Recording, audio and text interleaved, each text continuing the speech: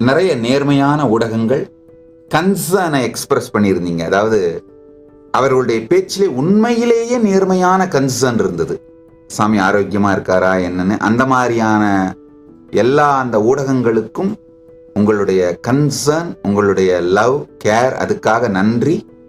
உங்களுடைய அதாவது இந்த பல நேர்மையான ஊடகங்களுடைய ரியல் கன்சர்ன், அந்த மாதிரியான கன்சர்ன் மற்றும் பக்தர்கள் பல பேர் இந்த ஊடகத்தில் அந்த செய்திகளை பார்த்து மனம் பதைத்து செய்திகள் அனுப்புனாங்க. அவங்களுடைய கன்சர்ன், இதையெல்லாம் சரி செய்யறதுக்காக தான் நேரலையில் வந்திருக்கேன். மற்றபடி விமர்சனங்கள் சார்ந்து அல்லது பழிச்சொல்கள் சார்ந்துலாம் எதுக்கும் பயப்படவும் மாட்டேன். அப்பவும் பயந்தது கிடையாது, இப்பவும் பயப்பட மாட்டேன். பரமசிவன் அருளால நாங்கள் செய்ய வேண்டிய திருப்பணியை செய்து கொண்டே இருப்போம்.